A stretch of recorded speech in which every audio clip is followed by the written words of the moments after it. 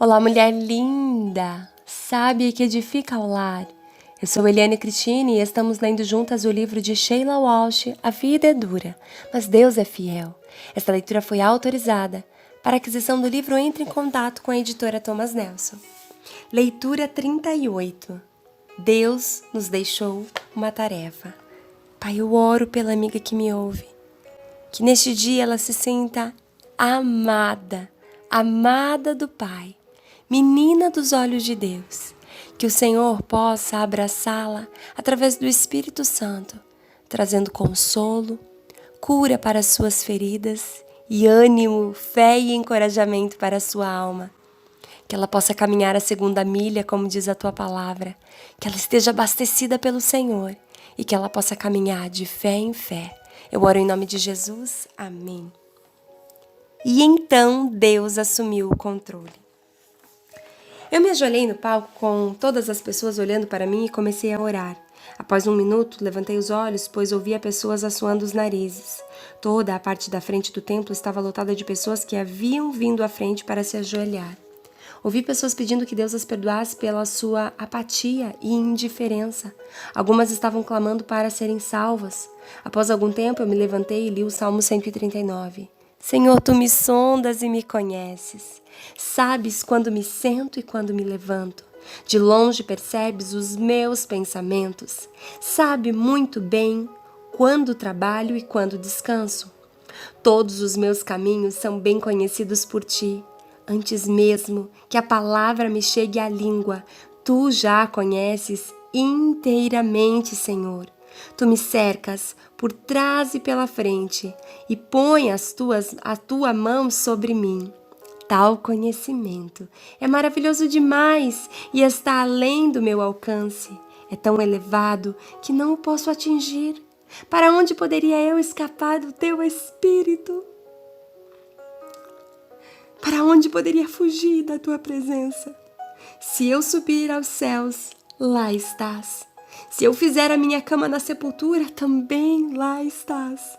Se eu subir com as asas da alvorada e morar na extremidade do mar, mesmo ali, a tua mão direita me guiará e me susterá. Salmo 139, do versos 1 ao versos 10. Cantei apenas mais uma música, Deus te ama. Então encerrei a noite com uma oração. Mas esse não foi o fim da noite. Deus estava ali, falando com as pessoas. Um veterano do Vietnã estava amargurado e com raiva porque ele havia voltado para casa, mas as pessoas não pareciam se importar. Mas naquela noite ele encontrou Jesus e foi capaz de perdoar. Uma pequena garota de 8 anos me disse, eu amo o Senhor, minha mãe não é cristã, você ora comigo? Então segurei sua mão e as mãos de sua pequena amiga e nós 3 oramos por sua mãe. Casais jovens que estavam enfrentando problemas em seu casamento vieram para a frente conversar. Uma pessoa após a outra estendeu seu coração para falar com Deus de forma sincera e honesta. Compaixão é uma via de mão dupla. Quando nosso avião pousou antes do concerto da sexta-feira em Clearwater, comecei a entreter pensamentos desesperadores sobre os caprichos da minha agenda. Por que eu concordaria em fazer um show após passar 3 dias gravando 11 programas para o De Coração para Coração e 2 transmissões para o Clube 700? Eu havia acordado às 3h30 toda a manhã e eu estava exausta.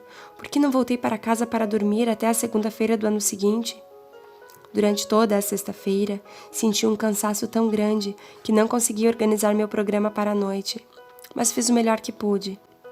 E naquela tarde, fui até a igreja para fazer o teste do equipamento de som. Quando terminei, alguém da estação de rádio local enfiou a cabeça no meu camarim e disse, estou aqui para fazer aquela entrevista que combinamos. Incrédula, olhei para ele. A última coisa que queria fazer neste momento era uma entrevista de rádio. Mas eu lembrei que havia concordado com isso e disse, claro, entre. Ele entrou, sentou e olhou rapidamente para mim e disse, sabe, vejo que você não está precisando de uma entrevista nesse momento. O que você está querendo dizer?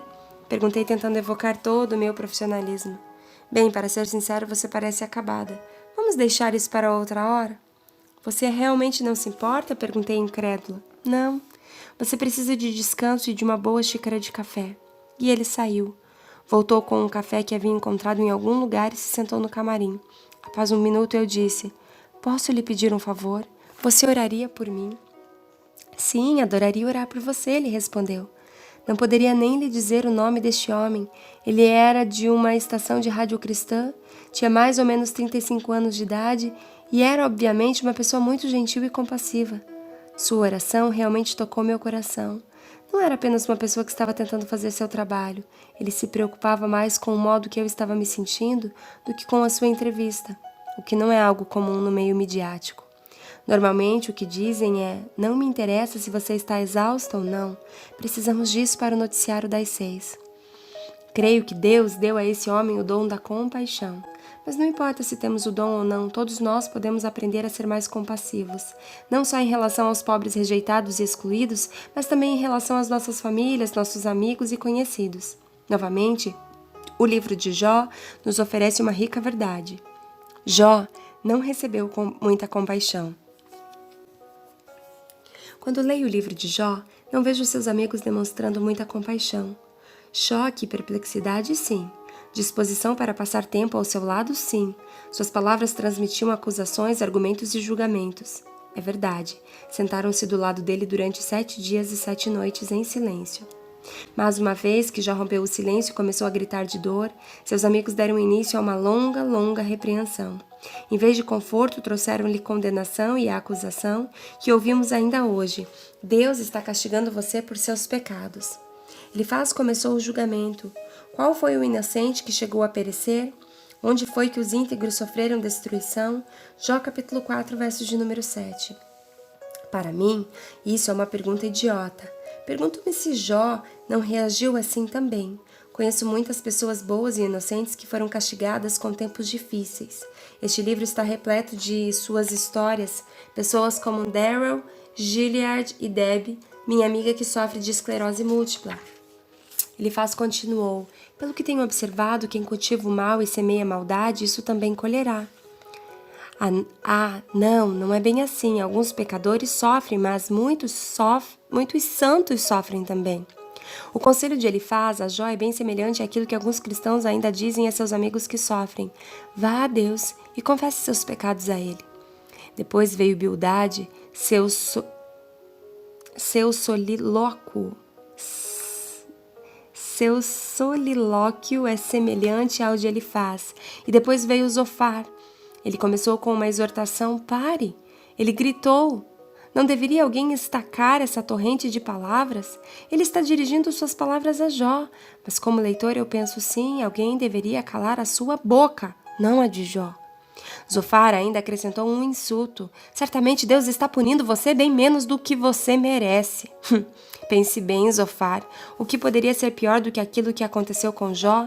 Ele já disse que gostaria de morrer e a morte é basicamente o único castigo que falta.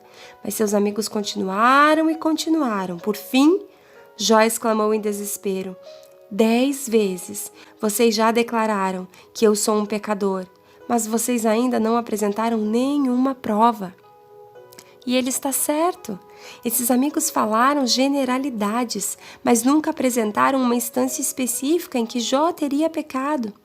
E, infelizmente, alguns de nós fazem o mesmo. Jó confrontou seus amigos.